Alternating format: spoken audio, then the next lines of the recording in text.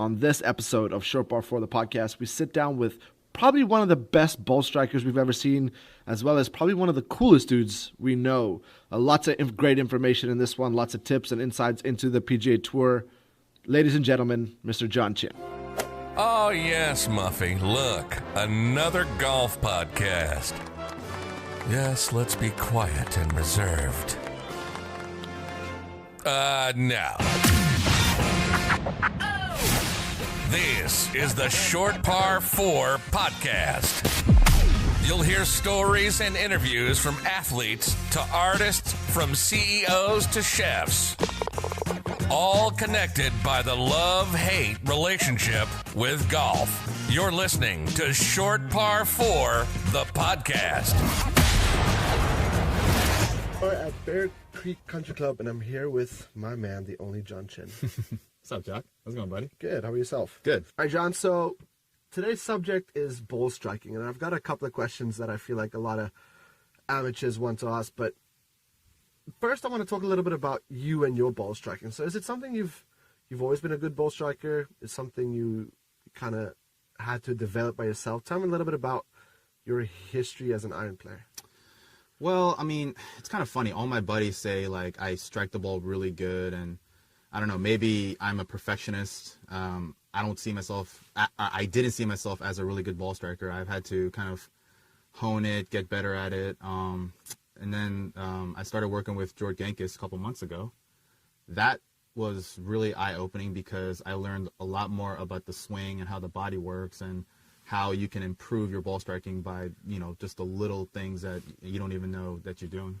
So, and this is by no means to offend you if it is the latter, but they always say really good players are either, you know, really smart or really dumb.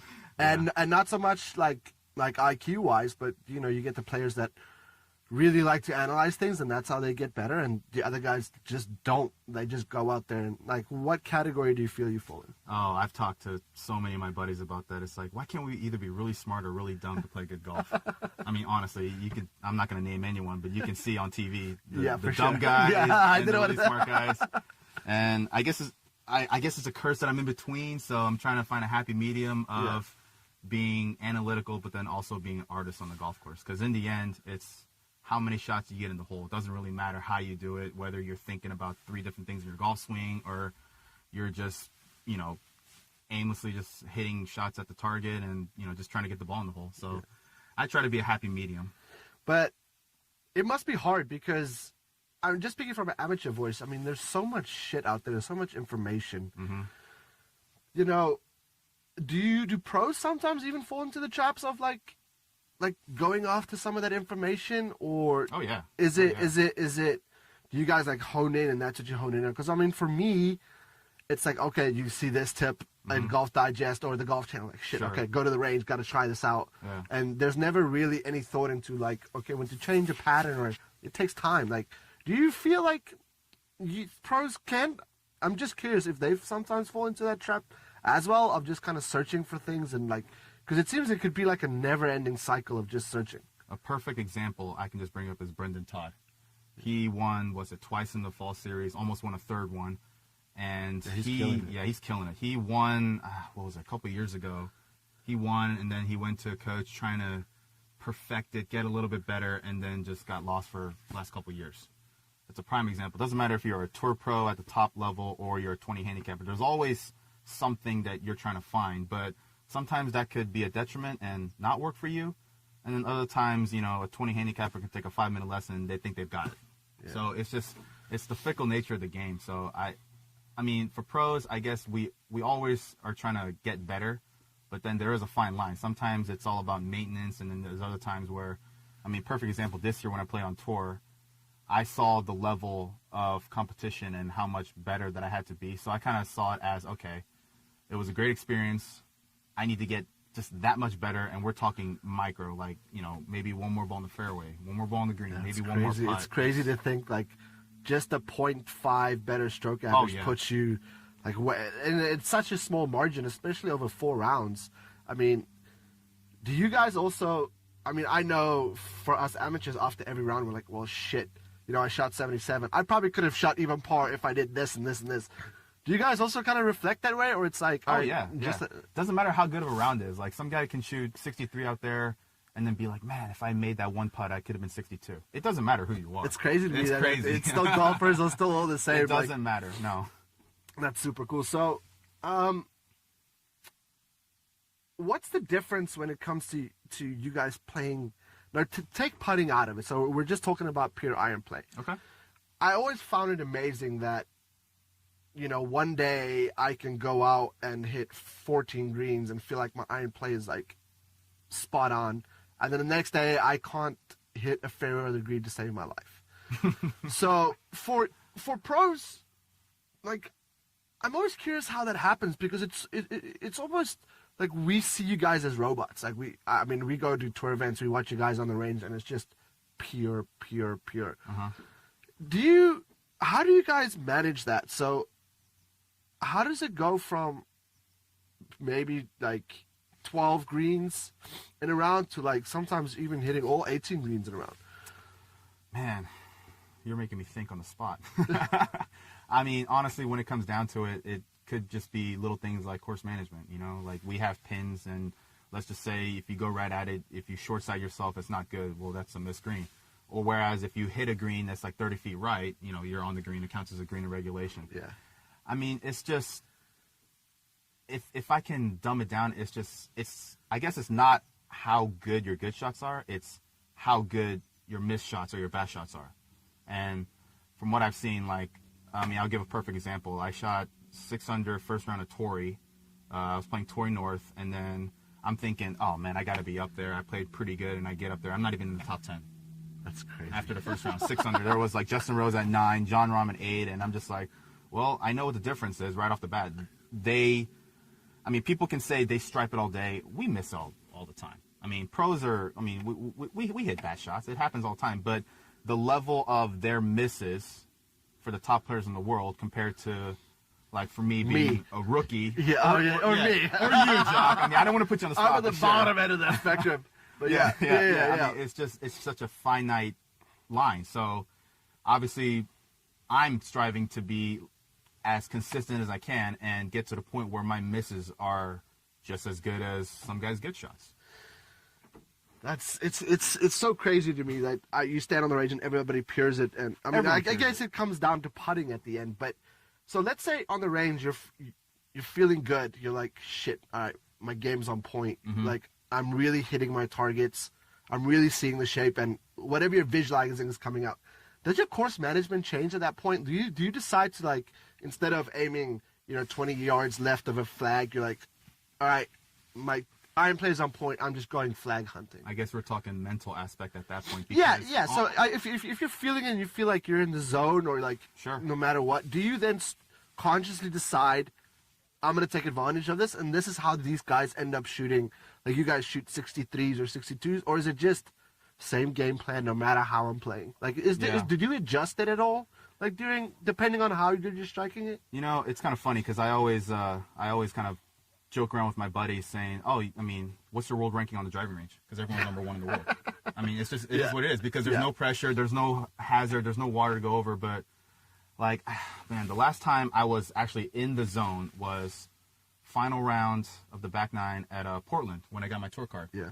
Shot 5 under that final 9, and it was funny. The guy that I was playing with, he always brings it up. It's just like, man, you were in the zone. I was just trying to get out of your way. And I was like, I have no idea what you're talking about. Yeah, exactly. It's just one of those things where you don't force the issue to get into it, and you're not even aware you're in it. You're just kind of going through it, and it's just like, I'm on this day. Get out of my way. I'm going to play well.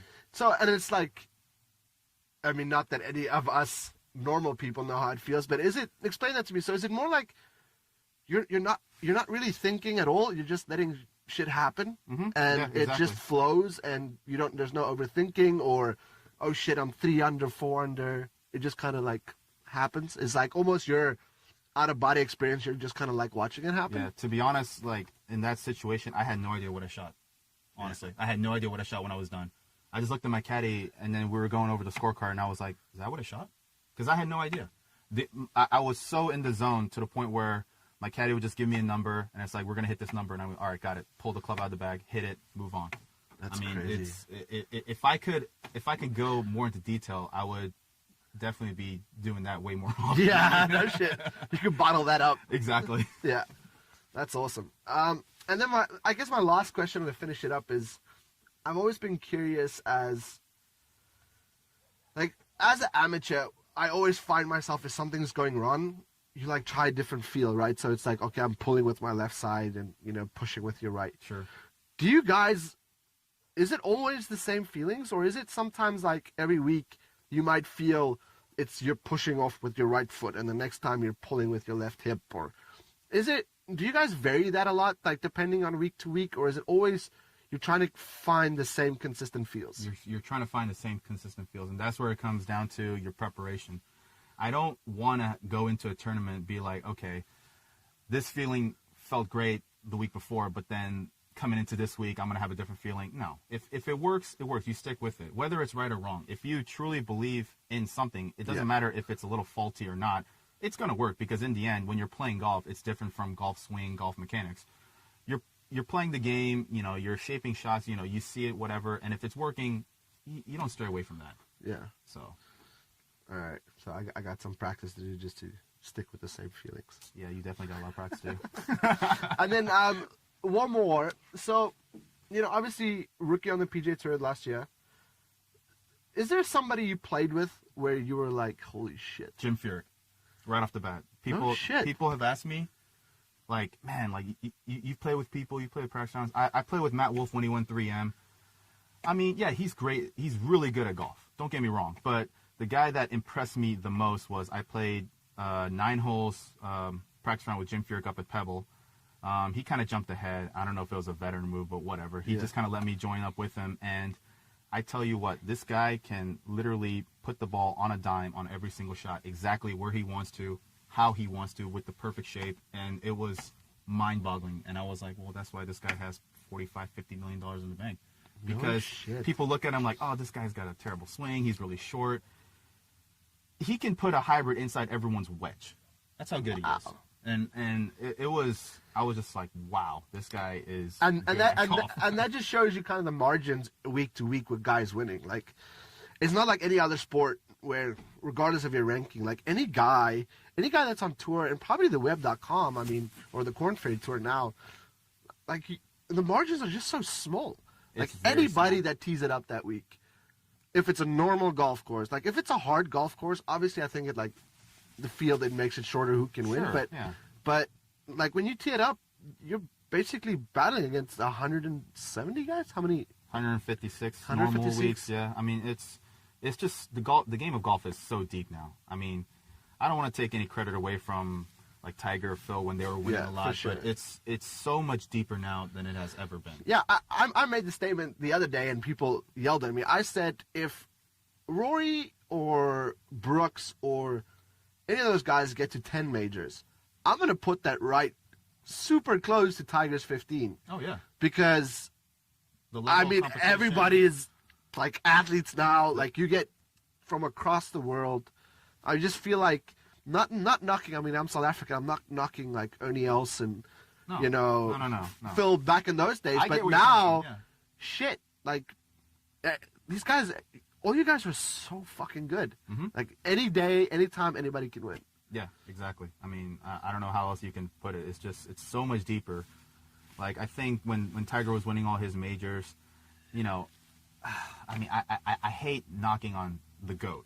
Yeah, I mean, he's still the GOAT. I mean, I still... But when he was winning all his tournaments, the guy that's 100th on the money list that year cannot compete with a guy that maybe just lost his card, or even some guys on the Corn Ferry. Yeah, for sure. For sure. And now everybody like is licking their chops, all the young guys coming up, so it's super competitive. Mm-hmm. I mean, it's a great time to watch golf. Oh, yeah, definitely. So, listen, man, I appreciate you taking the time. Yeah, no, it's fun. Good luck this year, and... Let's see some W's. Right on. I'm working on it. You've been listening to Short Par 4, the podcast. Yes, a golf podcast with a little bit of an edge. We hope you've had fun, and be sure to check out the magazine at shortpar4.com/the magazine. Short Par 4, the podcast. Brought to you by the guys that have been delivering golf style to your doorstep since 2015. We'll see you next time.